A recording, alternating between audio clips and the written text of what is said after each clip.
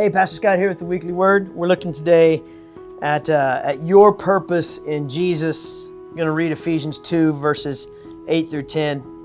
Paul writes this: God saved you by His grace when you believed, and you can't take credit for this. It's a gift from God. Salvation is not a reward for the good things we have done, so none of us can boast about it. Ain't no bragging rights on our end. For we are God's masterpiece. He has created us anew in Christ Jesus so we can do the good things He planned for us long ago. I love this quote from Watchman Nee, a famous missionary and minister. He says this about purpose in Jesus and life outside of Him. He says, outside of Christ, I'm only a sinner, but in Christ I'm saved. Outside of Christ, I am empty.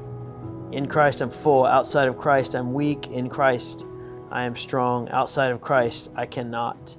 And in Christ, I am more than able. Outside of Christ, I've been defeated. In Christ, I'm already victorious. Your purpose is to live an abundant, full life. That's what Jesus came to give us. That's why He lived and died and rose again and called us to new life. C.S. Lewis says this about our purpose.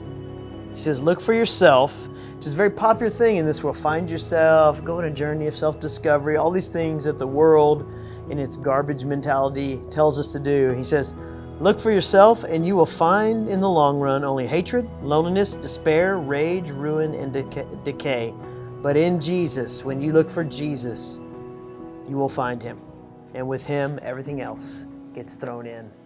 Your purpose is to live in Jesus, be a walking billboard for Jesus, and find your fulfillment in Him and Him alone, and then watch all the other things He adds into your life.